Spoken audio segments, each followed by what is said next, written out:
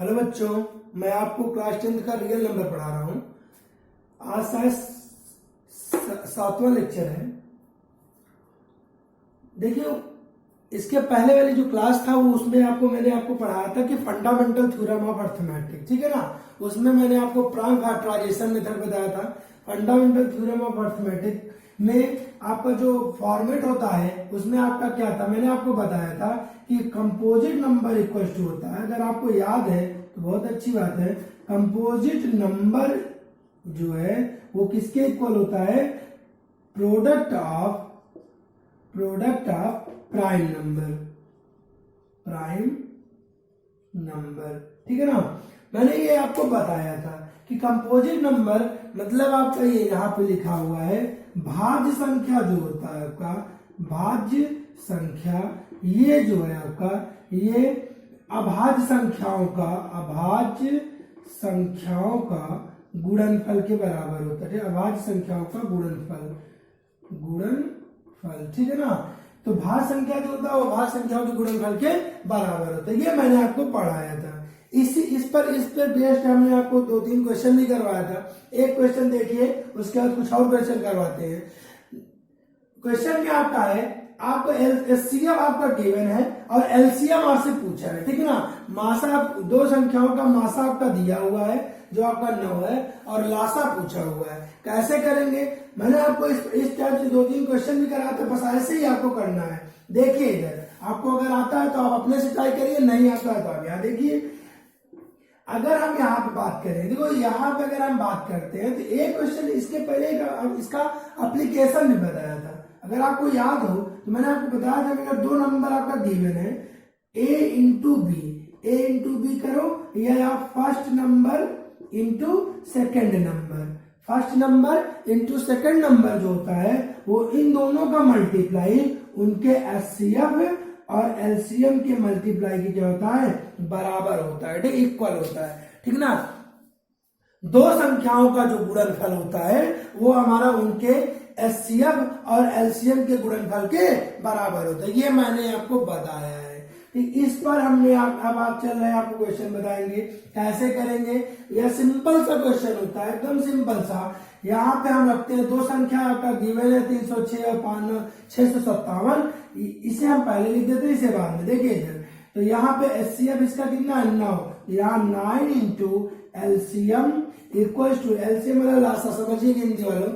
9 into LCM equal to आपका है, यहां से करेंगे 306 मल्टीप्लाई 657। सिंपल सा क्वेश्चन, एकदम बहुत ही आसान क्वेश्चन। यहां से अगर हम एलसीएम निकालेंगे ये हो जाएगा 306 गुणे 657 और अपान में ये हो गया आपका 9, ठीक है ना।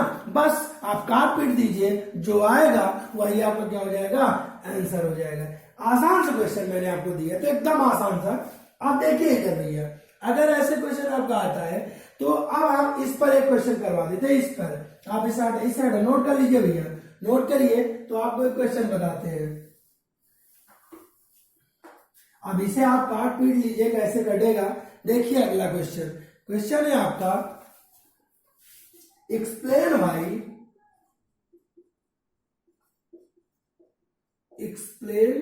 वाई 7 मल्टीप्लाई 11 13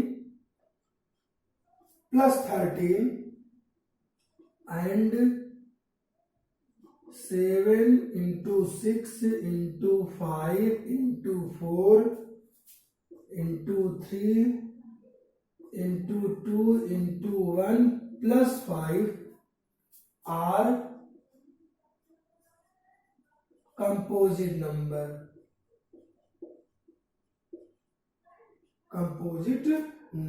ठीक है ना। ये है आपका क्वेश्चन है। आपको यहां पे बताना है, यहां पे आपको एक्सप्लेन करना है। इसे हटा देते हैं भैया, देखिएगा, समझिएगा। अभी मैंने आपको क्वेश्चन बताया था कि कंपोजिट नंबर इक्वल टू होता है प्रोडक्ट ऑफ प्राइम नंबर के, ठीक है ना। भाज्य संख्या बराबर होता है अभाज्य संख्याओं के गुणनफल के बराबर। क्वेश्चन में आपका हिंदी में समझ लीजिए, लिखा है व्याख्या कीजिए कि 7 गुणे 11 गुणे 13 प्लस 13 और 7 गुणे 6 गुणे 5 गुणे 4 गुणे 3 गुणे 2 गुणे 1 प्लस 5 भाज्य संख्या क्यों है, ठीक है ना, भाज्य संख्या क्यों है। तो इसे आप हिंदी में भी लिख लीजिएगा, ये भाज्य संख्या क्यों है, भाज्य संख्या क्यों है, ठीक है ना। व्याख्या आपको करना है, आपको बताना है। तो जैसे अगर हम बात करेंगे यहाँ पे इस क्वेश्चन को, तो कैसे करते हैं आप यहाँ देखिए भैया, ध्यान से देखिएगा इधर। जैसे अगर यहाँ पे अगर इसकी हम बात करेंगे तो देखिए यहाँ पर हर एक क्वेश्चन को यहाँ समझिए, यहाँ पे आपका 7, 11, 13 है, यहाँ पे 7, 6, 5, 4, 3, 2, 1 ऐसे है। तो इसे हम करते क्या है कि एक एक नंबर को पकड़ेंगे, यहाँ लेकिन 7 × 11 × 13 प्लस 13 और इसे हम मल्टीप्लाई कर देंगे, इसे हम क्या कर देंगे, मल्टीप्लाई। देखिए ऐसे हम क्या समझेंगे क्या लिखा है क्या नहीं लिखा है, क्योंकि इसे हमें बताना है ये कंपोजिट नंबर है, और कंपोजिट नंबर है तो मतलब भाज्य संख्या, तो ऐसे हम क्या बताएंगे ये भाज्य संख्या क्या है, कितना है कितना नहीं है। तो इसके लिए हम क्या करेंगे, इससे पहले हम इसे सॉल्व कर लेते हैं। जैसे ही अगर हम सॉल्व करते हैं तो सॉल्व करके हम देखते हैं कि 7 × 11 × 13 जब आप मल्टीप्लाई करते हो तो ये आएगा हमारा 1001 आएगा, इसका मल्टीप्लाई। अब प्लस ये हमारा कितना है आपका 13, आप ऐड कर लीजिए भैया। जैसे आप करोगे तो यहाँ से आएगा 1014 आ जाएगा, ठीक है, 3, 1, 4, 1 और ये आ गया हमारा। समझ में आया कि नहीं है। इतना करने के बाद आप क्या करिए, इसी तरीके से आप इसे पकड़िए, यहाँ लिखिए 7 × 6 × 5 गुणे आपका 4, यहाँ से इसे ये पहले लिख लीजिए। इसे आप क्या करिए, इसे इसका फैक्टराइजेशन कर लीजिए। 1014 का फैक्टराइजेशन करोगे, 2 पंजे 10, 2 सत्ते 14, देखिए 30 जाएगा आपका, 3 से करोगे 3 एकम 3, 3 छंग 18, 2 20, 3 9 27, फिर 3 से कटेगा क्या, नहीं 3 से नहीं कटेगा, 7 से कटेगा, ये 13 से कटेगा, 13 से कटेगा, 13 एकम 13, 13 3 39, फिर 13 से। अब आप क्या करिए, यहाँ लिखिए कि यहाँ पे ऐसे करिए 1014 इक्वल टू, जब करोगे ये हो जाएगा 2 × 3 × ये हो गया आपका 13 इंटू क्या हो गया आपका 30। समझ में आया नहीं है।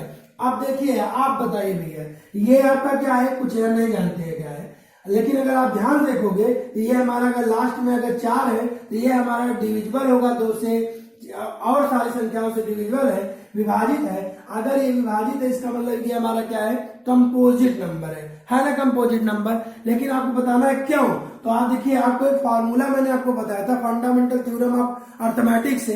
फंडामेंटल थ्योरम ऑफ अर्थमेटिक्स कहता है कि अगर कंपोजिट नंबर जो होता है, भाज्य संख्या जो होता है, वो अभाज्य संख्या को क्या होता है, गुणनफल होता है। तो चलिए देख लीजिए क्या ये जो गुणनफल बना है क्या वो अभाज्य संख्या है, आपका प्राइम नंबर है। तो जैसे अगर चेक करो क्या बताओ, 2 आपका प्राइम नंबर है कि नहीं है भाई, 3 है प्राइम नंबर है, 13 है प्राइम नंबर है। इसका मतलब ये जो है लिखा हुआ है यहाँ पे हमारा क्या है, ये आपका प्राइम नंबर है, प्राइम नंबर का मल्टीपल, और ये आपका क्या है, कंपोजिट नंबर। इसका मतलब मिल गया आपका कि कंपोजिट नंबर इक्वल टू आपका क्या लिखा है, आपका प्रोडक्ट ऑफ प्राइम नंबर, ठीक है ना। तो यहाँ लिख देते हैं देयर प्रोसेस, यहाँ पर हमारा क्या 2, 3, 13 are prime number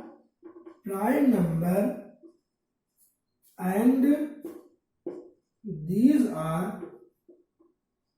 multiple of 1014। 1014 का क्या है, ये गुणनखंड भी है। समझ में आया नहीं है। हिंदी में लिख लीजिएगा भैया, हिंदी वाले लिख लीजिए, चूंकि 2, 3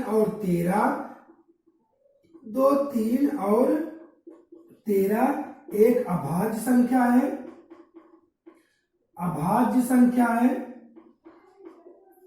और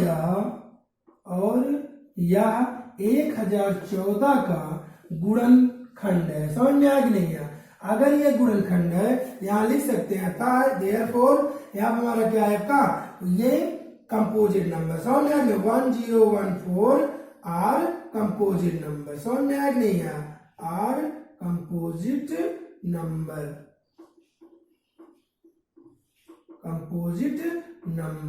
समझ में आया कि नहीं। मतलब आपका 1014 एक भाज्य संख्या है, भाज्य संख्या है। आपका अगर देखा जाए ये पहला पार्ट हो गया आपका, ये आपका फर्स्ट पार्ट हो गया। अब मैं आपको सेकंड पार्ट बताता हूं, आप इसे नोट करिए और उसके बाद आपको बताते हैं। जैसे ही सेकंड पार्ट की अगर हम बात करेंगे तो सेकंड पार्ट में आपका लिखा हुआ है 7 multiply 6 into 5 into 4 into 3 into 2 into 1 plus 5। इसे भी आपको बताना है कि ये आपका कंपोजिट नंबर क्यों है, ठीक है ना। तो अगर ये भाज्य संख्या क्या हो, इसी तरीके से आपको वो भी करना है। चलिए इसे रफ नोट करिए, अब मैं रफ कर देता हूँ। देखिए इधर बता देता हूँ, उसे भी इससे हटाया ऐसे। देखिए भैया अगला क्वेश्चन, सॉरी इसी का पार्ट, अगर हम इसमें देखेंगे तो ये आपका लिखा हुआ है, यहां से ऐसे करते हैं, सिंस यहां ऐसे देखिए इधर भैया 7 multiply 6 into 5 into 4 into 3 into 2 into 1 plus 5। जैसे आप करते हो इसका मल्टीप्लाई आप करोगे 7 गुणे 6 गुणे 5 गुणे 4 गुणे 3 गुणे 2 गुणे 1। अगर आप मल्टीप्लाई करते हो तो ये इसका मल्टीप्लाई आएगा आपका 5040, ठीक है ना। 5040 आएगा आपका, कितना आएगा आपका 5040 आएगा। 5040 आता है तो आप क्या करिए, यहाँ पे आपका लिखा हुआ आपका प्लस 5 ऐड करोगे तो आएगा 5045, ठीक है ना। 5045 आ गया, आपको समझ में आ रहा है ना। देखिए इधर आप क्या करते हैं, आप इसका हम फैक्टराइजेशन कर देते हैं। सिंपल सा क्वेश्चन है ये, ठीक है, लेकिन अच्छा क्वेश्चन है, याद रखिएगा। ऐसे क्वेश्चन बहुत सारे आपके बुक में लिखा है। अगर इस टाइप जितने क्वेश्चन मैं बता रहा हूं, उस टाइप से जितने भी आपको क्वेश्चन मिले उस क्वेश्चन को आप सॉल्व करिए, ठीक है ना। देखिए इधर, और आप एनसीईआरटी के एक एक क्वेश्चन सॉल्व कर लीजिए भैया। जो न समझ में आए उसे आप देखिए। 5045 की अगर हम बात करेंगे तो ये हम देखते हैं 3 से कटेगा कि नहीं। 3 से करेंगे 3 1 जा 3, यहां से आएगा 3 6 जा 18 3 8 जा नहीं कटेगा भाई, 5 से काटते हैं। 5 से करेंगे 5 एकम 5 0, यहाँ से 5 9 45 हो गया, ठीक है ना। 5 9 कितना हो गया 45। अब देखते हैं ये अब किससे कटेगा भैया। अगर हम 1009 की बात करेंगे तो 1009 हमारा किससे कटेगा। ये अगर हम देखेंगे ये किससे कट रहा है बता सकते हो भाई, ये किसी से शायद नहीं कटेगा, ठीक है ना। अगर नहीं कटेगा तो जब नहीं कटेगा तो कोई बात नहीं, यहाँ लिख देंगे सिंस 5045 इक्वल हो जाएगा 5 इंटू 1009 हो गया। समझ में आया कि नहीं आया। अब देखिए इधर, अगर हम ऐसे लिख दिए, आप बताओ क्या ये हमारा 5 क्या है, प्राइम नंबर है। ये आपका प्राइम नंबर है। अगर ये दोनों प्राइम नंबर है और दोनों मल्टीपल है, इसका मतलब हम यहाँ लिख सकते हैं ये हमारा क्या है, ये वाला कंपोजिट, ये वाला प्राइम नंबर। यहाँ लिख सकते हैं कंपोजिट नंबर बाई, यहाँ लिख देते हैं by fundamental theorem of arithmetic, fundamental theorem of arithmetic, fundamental theorem of arithmetic से, ठीक है ना। फंडामेंटल थ्योरम ऑफ अर्थमेटिक आपको पता है कि क्या होता है आपका कंपोजिट नंबर इक्वल टू होता है आपका प्रोडक्ट ऑफ प्राइम नंबर। तो अब हम यहां से ये ऐसे कर दिए। समझ में आया कि नहीं आया भैया। अगर ये आ गया तो अब यहाँ अगर आप चाहो तो जैसे उसमें लिखे थे लिख दीजिए ऐसे, since 5 and 1009 is a prime number, इसे लिख दीजिए नंबर एंड मल्टीपल ऑफ किसका है आपका 5045, ठीक है ना। लिख दीजिए, हिंदी में लीजिए 5 और 1009 एक क्या का अभाज्य संख्या है और 5045 का गुणनखंड भी है, ठीक है ना। अब इसका मतलब अगर ये है तो हम लिख सकते हैं 10 धेंस 5045 इज अ क्या का कंपोजिट नंबर। समझ में आया कि नहीं आया। यही है आपका क्वेश्चन, खत्म हो गया, बस इतना ही है। ऐसे क्वेश्चन आपको करना है भैया। इस टाइप से क्वेश्चन देखते अगर और है तो करा देते हैं, नहीं आप इस टाइप से क्वेश्चन जरूर कर लीजिए। नोट कर लीजिए भैया, नोट करिए नोट, और घर में पढ़िए। जितने लोग हमसे जुड़े हैं वो तो पढ़े ही पढ़े, जो नहीं जुड़े उन्हें भी आप लिंक भेज दीजिए और हमारे पास हमें बता दीजिए, हम उन्हें जुड़वा देंगे। और आप पढ़ाई करते हुए लगातार पढ़िए भैया, घूमिए टहलिए सब करिए, लेकिन पढ़ाई जरूर करिए, नहीं फिर फेल हो जाओगे तो हम नहीं जानते। नोट कर लीजिए भैया, नोट कर लीजिए।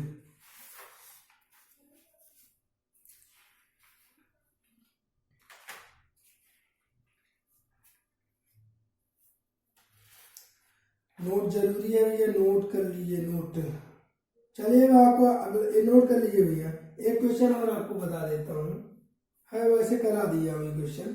चलिए ठीक है, नोट कर लीजिए। चलिए देखिए अगला क्वेश्चन इस टाइप से। अब आपको कुछ अलग क्वेश्चन बताता हूँ।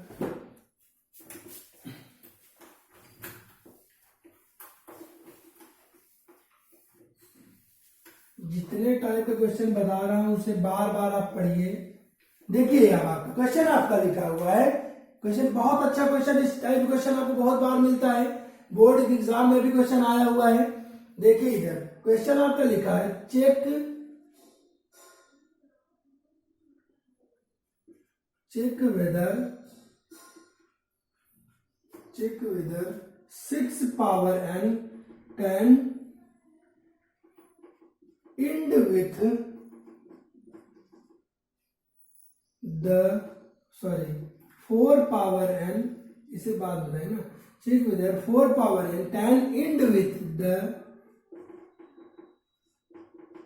digit 0 or any n belongs to n। ठीक है ना, क्वेश्चन आपका ये लिखा हुआ, ध्यान समझिएगा भैया।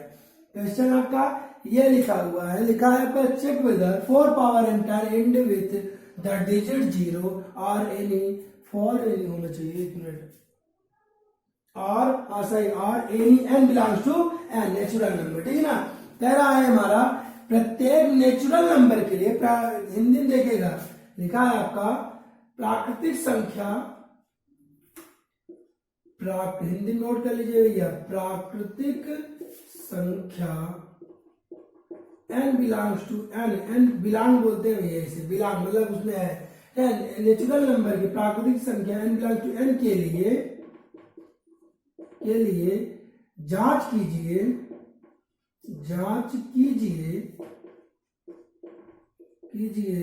कि 4 की पावर n के अंत में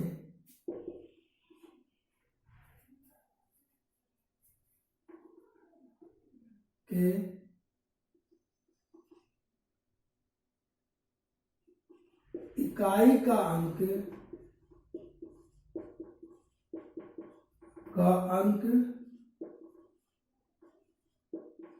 0 है।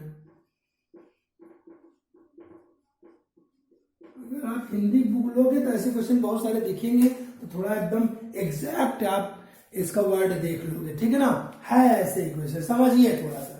क्वेश्चन में आपका लिखा हुआ है, चेक करना है आपको कि वेदर चेक, जांच भी करना है आपको कि है या नहीं है। ठीक है ना, 4 पावर n कैन एंड, कभी कभी लिख देता है डज नॉट बिलोंग्स टू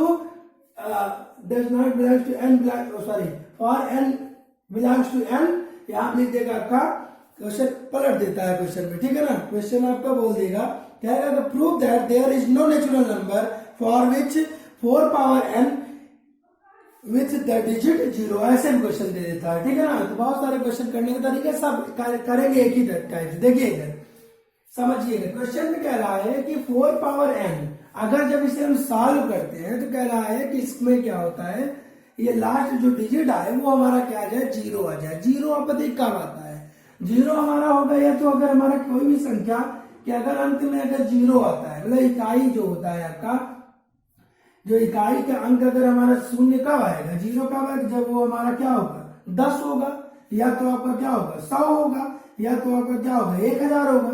भाई 0 तभी तो आएगा आपका, ऐसे तो आएगा नहीं हमारा। कह रहा है n की कुछ भी वैल्यू हो सकती है, नेचुरल नंबर बोला है, इसका मतलब हमारा क्या होगा भाई, n इक्वल टू हमारा 1 हो सकता है, 2 हो सकता है, 3 हो सकता है, 4 हो सकता है, 5 एंड सो ऑन हो सकता है। भाई कुछ भी हो सकता है आपका। तो n की वैल्यू हमारा कुछ भी हो सकता है। हम जब n की वैल्यू उठा के अगर 4 की पावर अगर हम रखते हैं तो हम ये देखते हैं कि क्या रखने पर जब उसे हम सॉल्व करते हैं तो क्या उसके लास्ट डिजिट में 0 आता है, हमें ये चेक करना है। अगर यही प्रूव करने के लिए बोलेगा तो बोल देगा नहीं आता है प्रूव करिए, तो हम उसे प्रूव कर देंगे। क्वेश्चन वही है, बस घुमा देता है। तो ध्यान से समझिएगा इस क्वेश्चन को, क्वेश्चन अच्छा है आपका। तो आपका लिखा हुआ है इस टाइप क्वेश्चन करने के लिए हम करते क्या है, चलिए यहाँ देखिए इधर।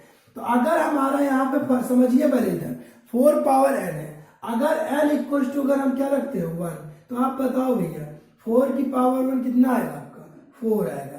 क्या यहाँ पे 0 आया, नहीं आया। देखिए अगर n इक्वल टू आप 2 रखते हो तो यहाँ पे 4 की पावर 2 कितना आ जाएगा, 16 आ जाएगा। क्या 0 आया, नहीं आया। n इक्वल टू अगर हम 3 रखते हैं, 4 की पावर अगर 3 रखते हैं तो यहाँ से हो जाएगा 64। क्या बताइए आया, नहीं आया। n अगर हमारा 4 रखते हैं, 4 रखते हैं, यहाँ से हो जाएगा 128। बताइए आया, नहीं आया। n इक्वल टू 5 रखते हैं, 4 की पावर 5 रखते हैं, 256 आएगा। बताओ कहीं आ रहा है, नहीं आ रहा है, ठीक है ना। इसका मतलब क्या होगा, इसका मतलब यही है कि ये तभी आएगा, आएगा कब, जब यहाँ पे हमारा क्या होगा, 10 का मल्टीपल होगा। समझ में आ रही, 10 का फैक्टर होगा। अगर 10 का फैक्टर होगा तभी आ सकता है। किसी भी नेचुरल नंबर, किसी भी नेचुरल छोड़ाओ, किसी भी नंबर के लिए बात कर रहे हैं, किसी भी नंबर के लिए हम बात कर रहे हैं कि उसके अंत में हमारा वो तभी आएगा, हमारा आपका 0 आएगा जब वो किसका फैक्टर होगा आपका, वो जब हमारा 10 का फैक्टर होगा। मतलब 10 और मतलब 2 और 5 का फैक्टर। भाई 10 में हमारा क्या आएगा, 10 में हमारा आएगा जब 2 और 5 का क्या हो जाएगा, मल्टीप्लाई रहेगा। तो जब 2 और 5 अगर किसी भी नंबर में 2 और 5 का अगर गुणनखंड आता है तो इसका मतलब यही है कि वो हमारा उसके अंत में हमारा क्या आएगा भैया, उसके अंत में हमारा 0 पक्का आएगा। अगर हमारा नहीं आएगा, मतलब हम दोनों की बात कर रहा हूं, या तो हमारा ऐसा नहीं है कि 2 आए तो 5 न आए तब भी चलेगा, नहीं।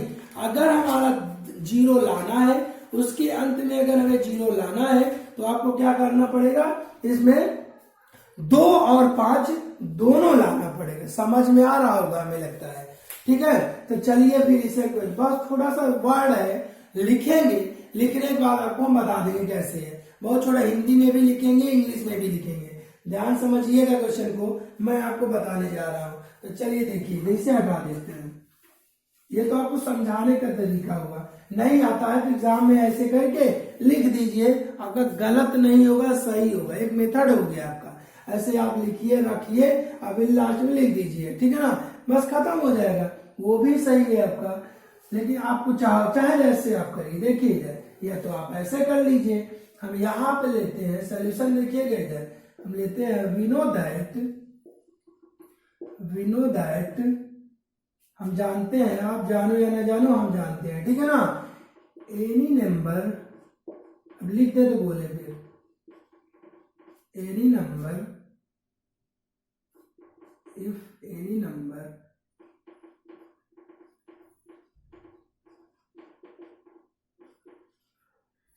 can ends with digit 0,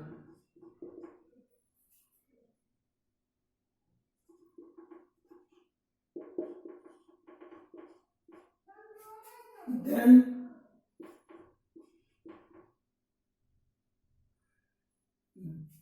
we know that if any number can ends with digit 0, then it is divisible by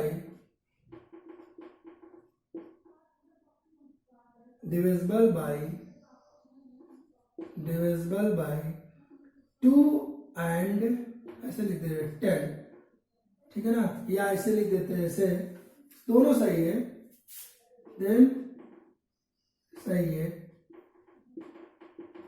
divisible by 10, ठीक है ना। यहां लिख देते हैं 2 and 5 बोथ, ठीक है। देखिए भैया, इतना कर देते हैं हम आपको। और यहाँ पे हमारा इसका मतलब ये हुआ, हम यहाँ पे लिख देते हैं हिंदी में, देखिएगा हम जानते हैं, नहीं आप हिंदी वाले कहोगे कहाँ लिखे सर, हम जानते हैं कि यदि किसी नंबर के अंत में, किसी संख्या के अंत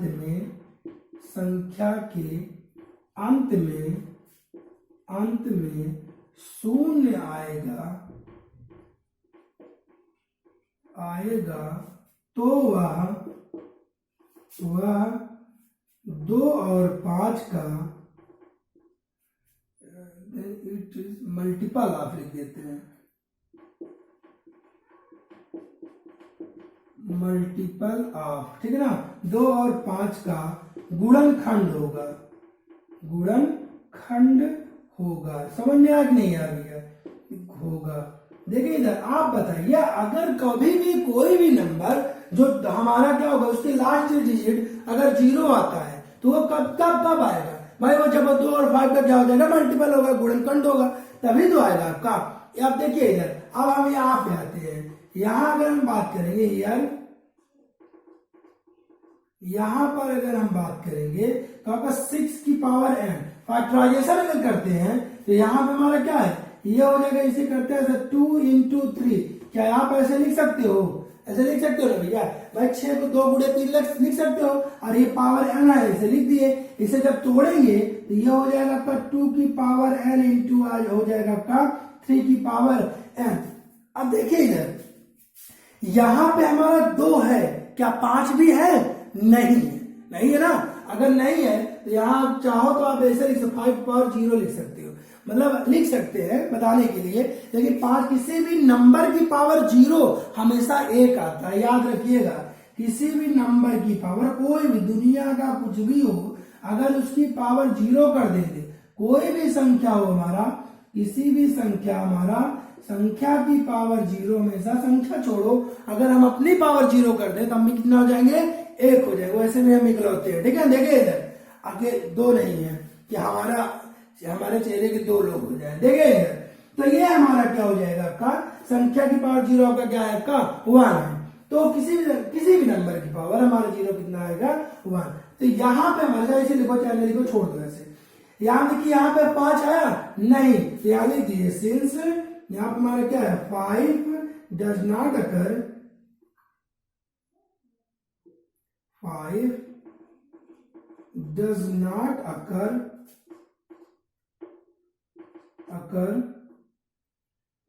prime factorization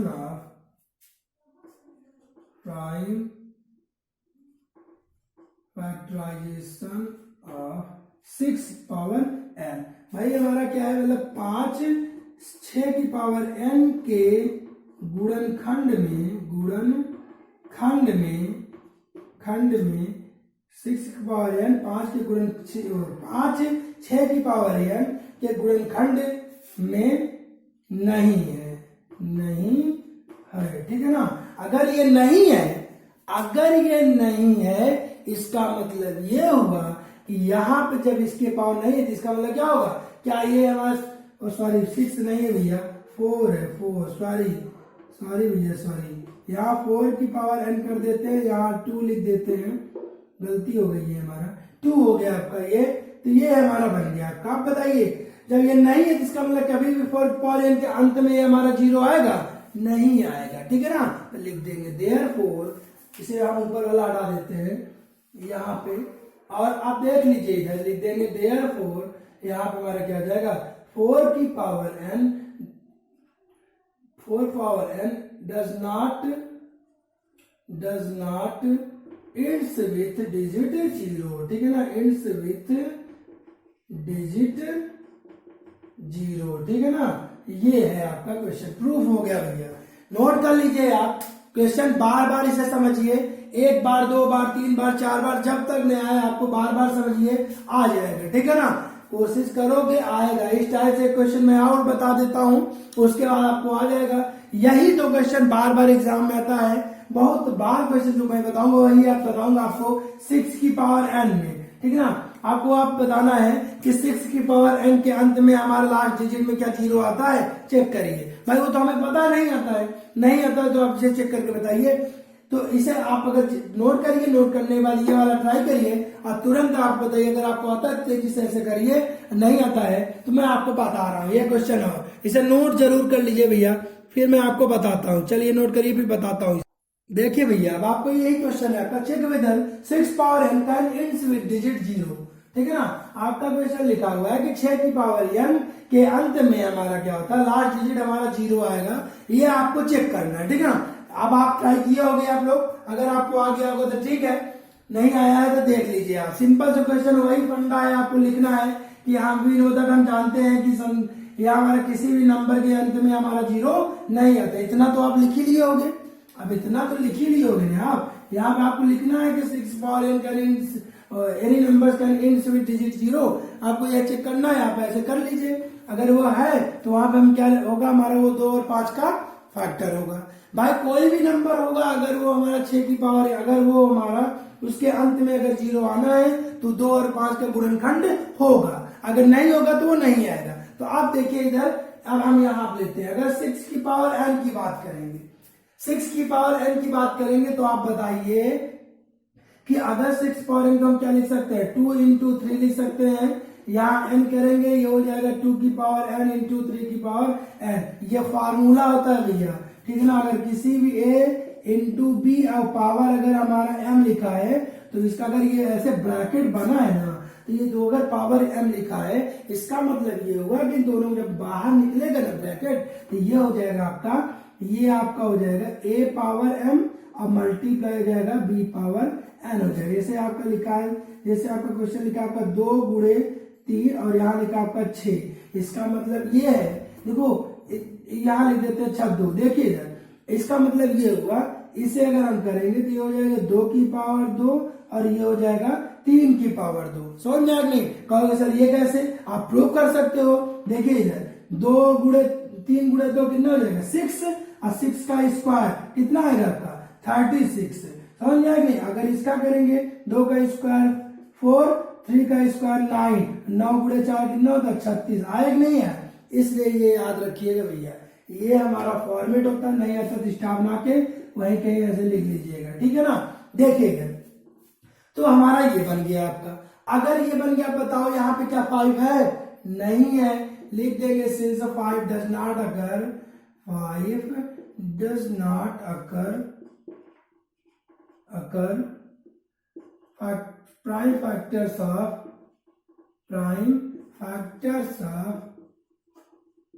6 पावर n, मतलब हमारा 6 की पावर n के फैक्टर में, प्राइम फैक्टर में हमारा 5 नहीं है।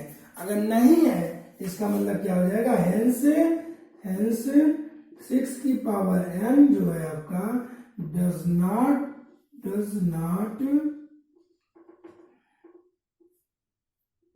ends with digit 0,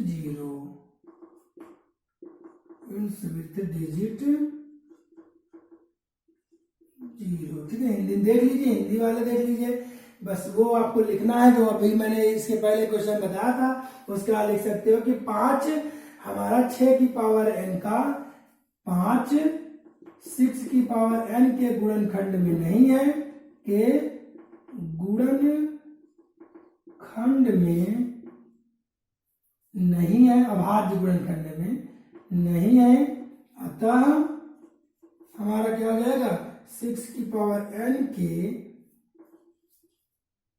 अंत में, इकाई के अंत, 6 पावर n के अंत में इकाई शून्यक नहीं होगा,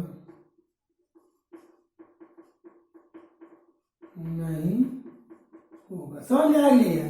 बस ये है भैया आपका, ऐसे आपको क्वेश्चन करना है, समझिए, और बड़ा आसान सा क्वेश्चन है, समझ में आएगा नहीं है? चलिए अब आपको बताते हैं आगे।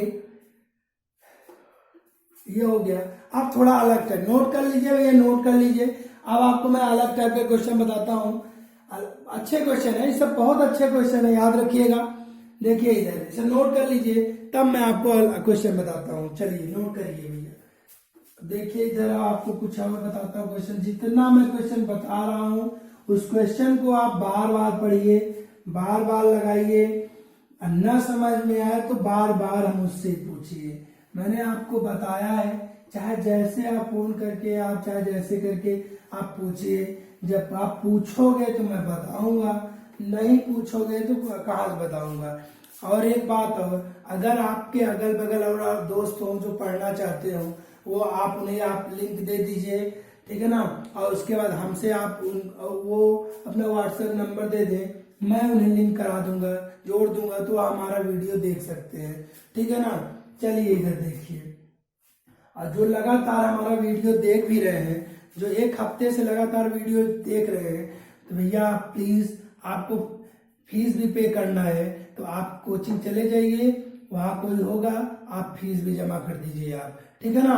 चलिए देखिए इधर, क्योंकि अब आप अगर एक हफ्ते से लगातार देख रहे हो, मैं यहाँ पे अगर पढ़ा रहा हूँ, आपके लिए वीडियो दे रहा हूँ, अगर आपको समझ में आ रहा हो तो, नहीं आ रहा है तो कोई बात नहीं, और अगर आपको समझ में आ रहा है तो आपको फीस तो देना ही पड़ेगा, ठीक है ना।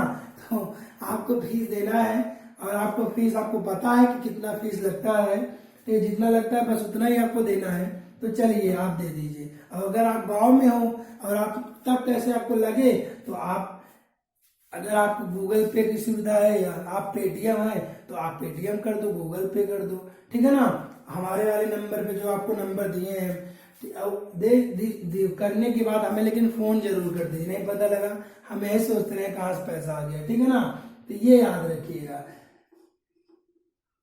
यही नंबर है 7905 वाला, ठीक है ना। नहीं आता है तो पूछ लीजिएगा, यही नंबर है आपका, ये आगे वाला डायल चार्जर।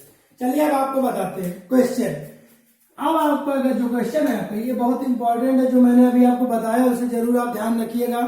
नहीं, अगर आप नहीं रखोगे तो हम भी ध्यान नहीं रखेंगे, और आपका वीडियो भी बंद हो जाएगा, फिर हम भी बैठेंगे आराम से इस लॉकडाउन में, क्यों परेशान होंगे, ठीक है ना। तो अगर मैं आपके लिए परेशान हूं तो आप हमारे लिए थोड़ा सा कष्ट कीजिए, ठीक है। चलिए फिर हम आपको देखते हैं क्वेश्चन पे। आपका क्वेश्चन, बहुत सारे क्वेश्चन है आपके पास, और क्वेश्चन आपको दिख रहा है, ये बता ही दिए। देखिए अब आपको कुछ बताता हूँ थोड़ा सा, मैंने आपको 9th में पढ़ाया है, और आप पढ़े भी हो, चाहे पढ़े हो ना पढ़े हो, फिर से देख लीजिए छोटा सा। देखिए दो चीजें होता है नंबर्स में, अगर आप देखोगे नंबर्स की अगर हम बात करेंगे, तो नंबर्स में हमारा जो आप पढ़ते हो, एक हम पढ़ते हैं रेशनल नंबर, एक आप पढ़ते हो थोड़ा जो हम मुझसे पढ़े हैं, वो अब जो मैं पढ़ाया हूँ वो सब पढ़ा चुका हूँ, ठीक है ना, बता। लेकिन अब 10th में है तो आपको बताना ही पड़ेगा, ठीक है ना। 9th में तो वैसे भी आप कैसे पढ़ते हो पता है। तो रेशनल नंबर आपका है, रेशनल नंबर दो होता है आपका, एक रेशनल नंबर होता है आपका, एक होता है आपका इरेशनल नंबर होता है, इरेशनल नंबर होता है, ठीक है ना। परिमेय संख्या होता है आपका, परिमेय संख्या छोटा सा बता देता हूं, और ये होता है अपरिमेय संख्या, अपरिमेय संख्या, ठीक है ना। देखिए भैया दो होता है, एक रेशनल और एक होता है इरेशनल। छोटा सा बताता चलता हूं कैसे क्या है। रेशनल की बात करेंगे, कोई भी नंबर जो हमारा p/q के फॉर्म में लिखा हो, कोई भी नंबर जो आपका किसमें लिखा हो, p/q के फॉर्म में लिखा हो, p/q के फॉर्म में लिखा हो। और एक चीज और, अगर p/q के फॉर्म में लिखा है तो और एक होना चाहिए कि q जो है वो हमारा नॉट इक्वल टू 0 होना चाहिए। समझ में आ गई है। कोई भी नंबर जो p/q के फॉर्म में लिखा हो और q नॉट इक्वल टू 0 हो, वो हमारा क्या होगा, आपका रेशनल नंबर होगा। समझ में आ नहीं है, वही हमारा रेशनल नंबर होगा, अदरवाइज रेशनल नहीं होगा। समझ में। जैसे बहुत सारे एग्जांपल, अरे फालतू के एग्जांपल पढ़े हैं, जैसे आपका लिखा 5, अब कहोगे सर 5 रेशनल है कि रेशनल नंबर है। अरे रेशनल है, कहाँ दिखा है आपको क्यू आपको नहीं दिखा तो हमें दिखा, यहाँ पे 1 लिख सकते हो, नहीं लिख सकते हो, क्योंकि यहाँ पे 0 नहीं होगा। अगर 0 होगा किसी भी नंबर अपॉन 0, अगर आप कहोगे सर 5/0, तो 5/0 याद रखिएगा इनफाइनाइट या डज नॉट एग्जिस्ट करता है। समझ में आ कि नहीं है, एग्जिस्ट नहीं करता है, ये याद रखिएगा। 5/0 किसी भी नंबर से अपान 0 अगर होगा तो वो हमारा डज नॉट एग्जिस्ट होगा, मतलब इनफाइनाइट हो जाएगा। समझ में नहीं? जब आप आगे पढ़ोगे तो इनफाइनाइट की कहानी आगे पढ़ोगे, ठीक है ना। आगे क्लास में एक पूरा लिमिट चैप्टर है, कैसे इसे सॉल्व किया जाता है जब कोई चीज नॉन डिफाइंड होता है। इसे नॉन डिफाइंड होते, सॉरी क्या लिख दिए थे यार, नॉन डिफाइंड, ठीक है ना। नॉन डिफाइंड होगा, वो गलत लिख दिए थे। नॉन डिफाइंड अगर है हमारा तो हमारा ये क्या हो जाएगा, उसे कैसे डिफाइन करना है वो आप 12th में पढ़ते हो, 11th में 12th में पढ़ते हो। तो चलिए आप देखिए इधर, तो यहाँ पे अगर हम बात करते हैं ये हमारा होगा रेशनल नंबर। जैसे आपका लिखा है आपका 2/5 लिखा है, आपका 5/4 लिखा है। तो ये सब जितने भी नंबर्स होते हैं वो हमारे क्या है, आपके रेशनल नंबर होते हैं। तो अब आपको बताते हैं थोड़ा सा रेशनल नंबर के बारे में। इरेशनल नंबर के बारे में बात करेंगे, मतलब अगर डिनोमिनेटर में 2 और या 5 अगर है तो 4 है, अगर हमारा 2 का फैक्टर है या 5 का है तो हमेशा याद रखिए वो हमारा रेशनल नंबर में ही आएगा। इसे हटा देते हैं। अब हम बात करते हैं इरेशनल नंबर, क्योंकि अब जो ये सब तो हो चुका है ये इसके बारे में, क्योंकि यहाँ से कहानी थोड़ा सा अभी यहीं से चलेगा, तो इसे भी हटा देते हैं, इसका भी काम नहीं है। देखिए भैया, इरेशनल नंबर आपको पता है अपरिमेय वही होगा जो परिमेय नहीं होगा, ठीक है ना। जो परिमेय होगा वो अपरिमेय नहीं, जो अपरिमेय नहीं वो अपरिमेय है। इसका मतलब कोई भी नंबर जो p/q के फॉर्म में ना लिखा हो या q हमारा 0, जो p/q के फॉर्म में नहीं होगा वो हमारा क्या हो जाएगा, अपरिमेय होगा, रेशनल नंबर होगा। इसमें दो चीजें आता है, थोड़ा सा याद जान लीजिए बस, ठीक है ना। दो चीजें आता है, एक चीज आता है आपका रहता है आपका इसमें आता है, क्या आता है भाई, आपका होता है, अरे आपको पता होगा भाई, बोलो यार क्या होता है। एक होता है आपका, भूल गए, नाम ही नहीं भूल गए, क्या होता है भाई, एक होता है टर्मिनेटिंग डेसिमल होता है आपका, बहुत बार पढ़ा है आपको पता होगा, इसी का नाम ही भूल गए थे। एक टर्मिनेटिंग डेसिमल होता है शांत दशमलव, जहां पे एकदम सन्नाटा हो, ठीक है ना, शांति, तो शांत दशमलव। भैया ये शांत दशमलव है, शांत है।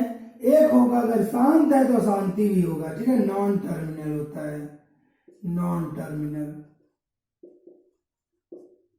टर्मिनल डेसिमल, ठीक है ना। अशांत दशमलव हो सकता है हिंदी गलत हो तो आप समझ लीजिए, आप इतने समझदार हुआ। अशांत दशमलव,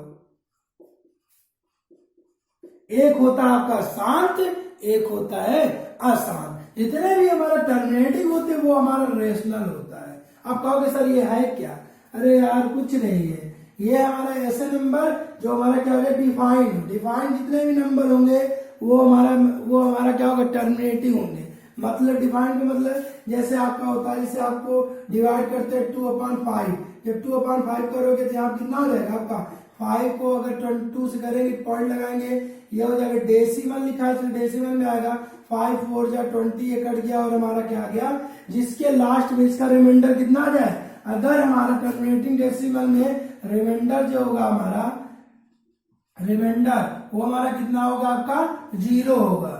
टर्मिनेटिंग डेसिमल में याद रखिएगा रिमाइंडर कितना होगा, अगर वो हमारा फ्रैक्शन में कोई भी नंबर है, अब वो हमारा उसका जब उसे डिवाइड करेंगे तो उसका रिमाइंडर कितना आना चाहिए, 0। अगर रिमाइंडर 0 आता है तो याद रखिएगा वो हमारा टर्मिनेटिंग डेसिमल होगा, और जो टर्मिनेटिंग डेसिमल होगा वो हमारा रेशनल नंबर होगा, मतलब परिमेय संख्या होगा। समझ में आया कि नहीं, सिंपल सॉल्यूशन होता है। हम इसे सॉल्व करेंगे, डिवाइड करेंगे, अगर हमारा यहाँ पे रिमाइंडर अगर शेषफल 0 आता है तो बिना सोचे समझे उसे हम लिख देंगे रेशनल नंबर है। समझ में आया भैया। और अगर यहाँ पे इसी में जगह नहीं है, यहाँ लिख देते हैं, अगर हमारा रिमाइंडर 0 ना आए, आर जो है 0 के बराबर ना हो, अगर 0 के बराबर ना हो तो इसकी दो कंडीशन होती है। इसकी कितनी कंडीशन होती है, 2। इसकी 2 कंडीशन बनेगी। पहली जो कंडीशन होती है एक होता है आपका, यहां से हटा देते हैं, एक होता है आपका टर्मिनेटिंग नॉन टर्मिनेटिंग, एक होता है आपका रिपीटिंग डेसिमल होता है आपका जो दोहराया जाता है नंबर रिपीटिंग, और एक होता है आपका फर्स्ट ये होता है, और एक होता है आपका नॉन रिपीटिंग।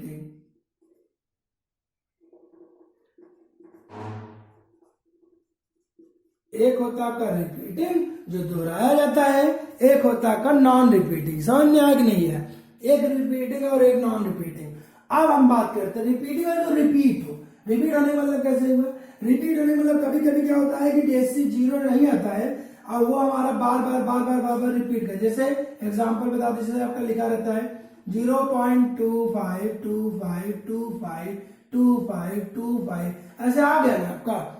अगर इस तरीके से आ रहा है, जैसे आपका कहोगे कैसे आएगा, जैसे 2/3 देख रहे हो, देख रहे हो 2/3 लिखा है, डिवाइड करेंगे 3, यहाँ 6, यहाँ सॉरी यहाँ लिखेंगे 2, यहाँ करेंगे पॉइंट लगाएंगे, 0 बढ़ेगा 3 6 जा 18, 18 2 आ गया, फिर 0 बढ़ाएगा 3 6 जा 18, फिर 3 6 जा 18। अगर इस तरीके का आ रहा है तो ये हमारा क्या होता है? रिपीटिंग होता है। और जितने भी रिपीटिंग क्वेश्चन होते हैं वो हमारा क्या होता है आपका? ये भी रेशनल नंबर होता है, परिमेय संख्या होता है। समझ में आ गया? याद रखिएगा भैया, अगर जितने भी हमारे रिपीटिंग होंगे वो हमारे रेशनल होंगे। इस 9th में मैंने आपको पढ़ा, थोड़ा सा काम है यहाँ पे इसलिए आपको बता दे रहा हूं। और जितने भी हमारे नॉन रिपीटिंग होते हैं, जितने भी हमारे नॉन रिपीटिंग होते हैं, नॉन रिपीटिंग मतलब कभी कभी क्या होता है रिमाइंडर 0 नहीं आता है और रिपीट भी नहीं करता। जैसे हमारा लिखा है 0.1 2 3 4 5 ऐसे आ जाता, 4 5 6 7 ऐसे आता चला जाएगा, मतलब रिपीट नहीं करेगा संख्या। अगर रिपीट नहीं करेगा तो वो होता है नॉन टर्मिनेटिंग। और ये इकलौता ही एक ऐसा है जो आपका क्या होता है? आपका इर्रेशनल नंबर होता है। समझ में आया कि नहीं आया भैया? तो याद रखिएगा ये होता है हमारा इर्रेशनल नंबर। और इसी में स्टार मार्क लिख लीजिएगा कि हमारा जो होता है पाई, जो होता है पाई हमारा क्या होता है? पाई आपका क्या होता है? पाई आपका क्या होता है भाई? पाई की जो से हटाते हैं बताते हैं, दो चीजें होता है ना इसमें, इससे हटाते हैं।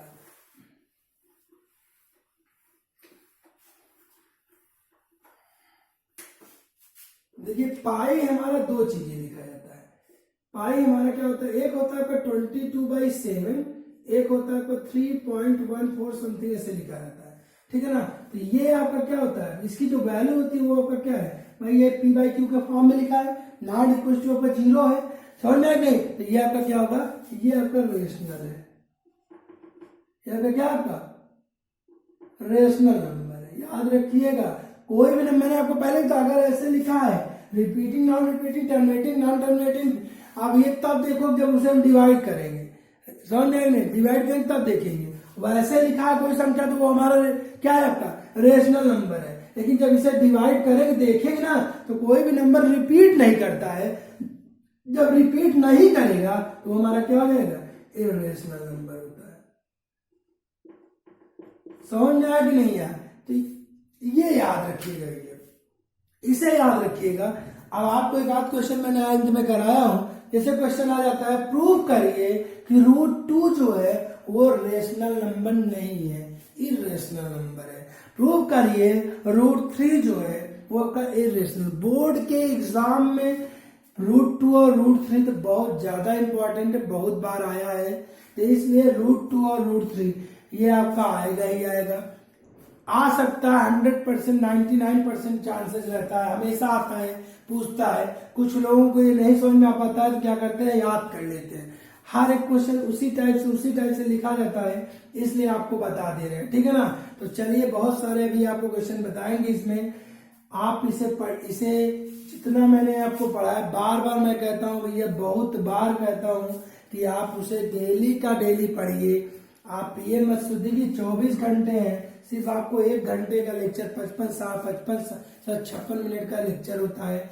आप आराम से पढ़ सकते हो। पढ़ने के बाद आप अगर वैसे मोबाइल चलाओगे तो 1 घंटे 2 घंटे मोबाइल चलाते रहते हो आराम से बैठ के, तो कम से कम आप 1 घंटे मोबाइल चला के आप हमारा वीडियो देख सकते हो। अरे नहीं, ऐसे ही देख लीजिए, कम से कम बैठे हो आप, कुछ नहीं कर रहे, अरे यार देख ही लेते हैं, कॉपी पेन लीजिए बैठ के, अगर आप देखोगे कुछ न कुछ आपको फायदा मिलेगा, ठीक है, ऐसा तो है नहीं नुकसान मिल जाएगा। तो अगर आपको नुकसान नहीं हो रहा है तो आप देख लीजिए, ठीक है ना। तो देखिए जरूर, आप पढ़िए बार बार, ठीक है, बार बार देखोगे, समझोगे, पढ़ोगे तो सीख जाओगे। जो क्वेश्चन फंसेगा वो भी आप हमसे पूछ लो, मैं आपको नंबर दिया हूँ, उस नंबर पे आप फोन करिए, मैसेज करिए, कुछ भी करिए, चाहे जैसे जैसे आपको लगे वैसे आप पूछिए, क्वेश्चन लिखिए, फोटो खींचिए, हमें भेज दीजिए, मैं आपको बताऊंगा। ना बताऊं तब आप बताइए, लेकिन आपको क्वेश्चन तभी फंसेगा जब आप पढ़ोगे, लगाओगे, ठीक है ना। तो चलिए अब आपको बताते हैं क्वेश्चन कैसे होगा, इसे नोट कर लिए भैया, फिर आपको बताते। देखिए भैया, क्वेश्चन बताने से पहले एक थ्योरम है आपका, ये थ्योरम पहले आपको बताना जरूरी है, क्योंकि आप क्वेश्चन बताएंगे तो क्वेश्चन से पहले आपको बार बार ये आएगा, कोई सिर्फ आपको ये इंपॉर्टेंट है, ये इतना आपका इंपॉर्टेंट है। थ्योरम प्रूफ पूछता नहीं है ये वाला, लेकिन ये इंपॉर्टेंट है, इसलिए मैं आपको बता दे रहा हूं। ये क्वेश्चन आपका लिखा हुआ है कि let P be a prime number. Let मान लेते हैं कि मान क्या लेते हैं, माना पी एक अभाज्य संख्या है, पी एक, अब हिंदी में लिख लीजिएगा भैया, let P be a prime number if P divides A square. यदि पी जो है ए स्क्वायर को क्या करता है, डिवाइड करता है, पी जो है ए स्क्वायर को डिवाइड करता है, तो आपको देन तब सिद्ध करना है कि पी जो है ए को भी डिवाइड करेगा। समझ आया कि नहीं, वही लिखा कर, let P be a prime number if P divides A square then P divides A where A is a positive integer. समझ में आया कि नहीं आया, तो ये आपको बताना है, ए हमारा क्या है, एक धनात्मक पूर्णांक है। कैसे करेंगे समझिएगा, थोड़ा सा प्रूफ करा देता हूं, ठीक है ना। इंपॉर्टेंट सिर्फ मैंने आपको पहले ही कहा, इतना इंपॉर्टेंट है प्रूफ, वैसे कोशिश करेंगे समझा दें और आपको समझना ही चाहिए, ठीक है ना। तो देखिए इधर मैं आपको बताने जा रहा हूं कैसे करेंगे। इसे करने के लिए सोल्यूशन आपका ये है, मान लेते हैं कि लेट, यहाँ हम मान लेते हैं, ठीक है ना, मान लेते हैं कि ए हमारा क्या है, पॉजिटिव इंटीजर है, ए इक्वल टू मान लेते हैं P1 P2 P3 dash dash dash, ये हमारा क्या है का Pn है आपका। समझ में आया नहीं है, समझिएगा आप। तो ये हमारा ए क्या है आपका, पॉजिटिव इंटीजर है। अगर ये पॉजिटिव इंटीजर है तो अब हम यहां से करते हैं इसका स्क्वायर कर देते, इसका क्या कर देते भैया, स्क्वायर। अगर ए स्क्वायर करोगे तो इसका मतलब हमारा हो जाएगा P1 P2 P3 dash dash dash, ये हो जाएगा Pn, इसका क्या हो जाएगा होल स्क्वायर। आप देख सकते हो A square equal to P1 P2 P3 dash dash dash Pn, अब इंटू ये हो जाएगा P1 P2 P3 dash dash dash, ये हो जाएगा आपका Pn। क्या आप ऐसे लिख सकते हो, आप लिख सकते हो, नहीं लिख सकते हो भैया। अगर आप लिख सकते हो तो आप देखिए भैया, यहाँ पे हम लिख सकते हो where P is a, P क्या है आपका, P1 P2 P3 जो आपका लिखा हुआ है, P is a prime number, वैसे भी आपका लिखा है P इज क्या है आपका प्राइम नंबर, यहां लिख दीजिए prime number, these are P1 P2 P3 ऐसे लिख देते हैं, P1 P2 dash dash dash Pn is a prime number, ये प्राइम नंबर है, यहाँ लिखिए but not necessarily CASAIR necessarily distinct. समझ में आया नहीं, मतलब ये हमारा जहां पर हिंदी में लिख लीजिए, यहाँ पर P1 P2 P3 एक हमारा क्या है, भाज्य संख्या है, लेकिन ये हमारा ये आवश्यक नहीं है कि ये अलग है। समझ में आया नहीं, ये अलग नहीं है, ये आवश्यक नहीं है कि ये क्या का अलग है। हम देखिए इधर, इसके बाद आपको क्या करना है, यहां इतना करने के बाद जब यहां रखोगे, अब देखिए आपको पता है कि bye fundamental theorem of arithmetic, fundamental theorem of arithmetic से अगर bye fundamental theorem of arithmetic, अगर हम फंडामेंटल थ्योरम ऑफ अर्थमेटिक की अगर बात करेंगे, क्या आपको पता है फंडामेंटल थ्योरम ऑफ अर्थमेटिक क्या होता है, मैंने आपको पढ़ाया है कि फंडामेंटल थ्योरम ऑफ अर्थमेटिक क्या है। जैसे अगर हम फंडामेंटल थ्योरम ऑफ अर्थमेटिक की अगर हम बात करेंगे तो फंडामेंटल थ्योरम ऑफ अर्थमेटिक कहता है का कंपोजिट नंबर इक्वल टू का होता है, कंपोजिट नंबर इक्वल्स टू होता है आपका क्या होता है आपका प्रोडक्ट ऑफ प्राइम नंबर। समझ में आया कि नहीं है? प्रोडक्ट ऑफ क्या होता है भैया? Prime number. और स्क्वायर का जो लिखा हुआ है स्क्वायर, वो हमारा क्या होगा भाई? स्क्वायर हमारा किसी भी नंबर का जो स्क्वायर बनेगा वो हमारा क्या होगा? एक कंपोजिट नंबर होगा। वो हमारा क्या होगा? कंपोजिट नंबर होगा। तो ये अगर आपका कंपोजिट नंबर है तो इसे हटा देते हैं थोड़ा सा। इसे नोट जरूर कर लीजिए भैया, जितना मैं बताऊं उसे नोट कर लीजिए, तभी समझ में आएगा। तो यहाँ देखिए ए स्क्वायर आपका जो है ये हमारा क्या आपका ए स्क्वायर इक्वल टू हमारा क्या लिख सकते हैं यहाँ पे कि ये हमारा कंपोजिट नंबर है। लिख सकते सिंस क्वेश्चन में आपका बोला है, देखिए रुक जाइए एक मिनट भैया। ए स्क्वायर इक्वल टू आपका क्या आपका P1 P2 P3 dash dash dash Pn, और ये हमारा P1 P2 P3 dash dash dash हमारा Pn। अब देखिए इधर तो ये अगर ये है और ये हमारा क्या आपका प्राइम नंबर है, अभी भी मैंने आपको बताया। तो यहाँ भी ये भी हमारा क्या है? Prime number. लेकिन ये P जो है अगर यहाँ देखा जाए ये इसे क्या कर रहा है आपका? डिवाइड कर रहा है भाई। इसका प्रोडक्ट है, ये इसका प्रोडक्ट है, इसका मतलब ये पूरा नंबर इसका डिवाइड करेगा कि नहीं करेगा? करेगा। यहाँ लिख सकते हैं since P1 P2 dash dash dash ये Pn, ये हमारा क्या आपका डिवाइड्स क्या है आपका? ए स्क्वायर। यहाँ पे इक्वेशन नंबर फर्स्ट कर देते हैं। एंड हम जानते हैं एंड वी नो दैट या गिवन है आपका क्या? गिवन है आपका क्या कि P डिवाइड्स ए स्क्वायर। यहाँ लिख सकते हैं P डिवाइड्स ए स्क्वायर। ये हमारा P ए स्क्वायर को भी डिवाइड करता है और ये वाला भी हमारा डिवाइड कर रहा है। यहाँ लिख सकते हैं फ्रॉम 1 एंड 2 से समीकरण 1 और 2 से। देखिए इधर फंडामेंटल थ्योरम ऑफ अर्थमेटिक्स से हमारा भाज्य संख्या होता है आपका आभास संख्याओं के गुणनफल के बराबर। आभास संख्या के क्या होता है आपका?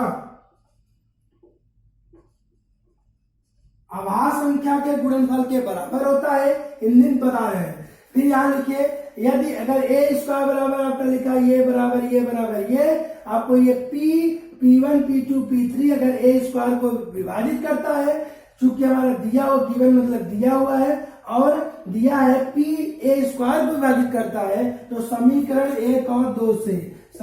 1 और 2 से जैसे अगर हम देखेंगे जब ये इसे डिवाइड करता है, ये इसे डिवाइड करता है, इसका मतलब P जो है इसका क्या है आपका? कोई ना कोई एक हमारा नंबर है। समझ में आ कि नहीं? तो यहाँ लिख सकते हैं ये हो जाएगा आपका then P is one of the number of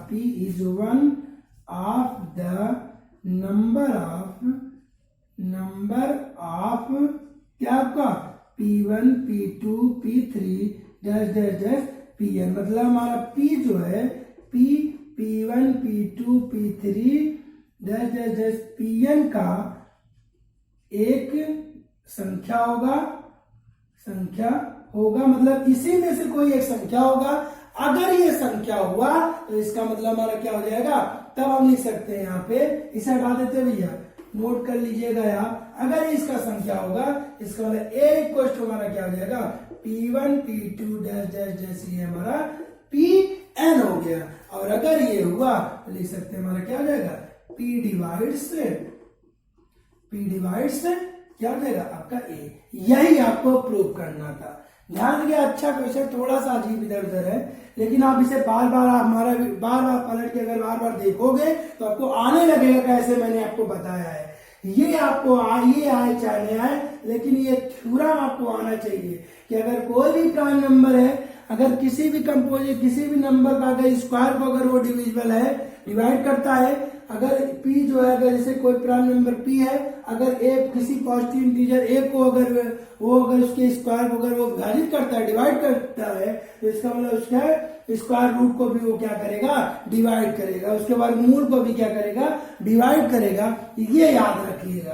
अब इस पर बेस्ड आपको कम से कम 10 क्वेश्चन लगवाऊंगा, 10 नहीं तो 5 तो जरूर लगवाऊंगा और कुछ आपको होमवर्क दूंगा। तो आप जितना मैंने आपको बताया है उसे आप पढ़िए, बार बार पढ़िए, उसे समझिए, और जो मैंने आपको नोट करके बताया था फीस के लिए उसे भी आप जरूर करिए, ठीक है ना? उसे पे करिए और आप पढ़ते रहिए, ठीक है? जो भी प्रॉब्लम हो बार बार 1 नहीं 10 बार आप पूछिए। अगर आपको इसमें ना समझ में आया हो फिर से फोन करके आप मैसेज करके आप बताओगे तो मैं फिर से यहीं पे बता दूंगा। कोई एक बताएगा तो सब समझेगा, ठीक है ना। इसलिए आप समझिएगा, इसे नोट कर लीजिएगा। बस आज इतना ही, अगले टर्न पे बताएंगे। Thank you.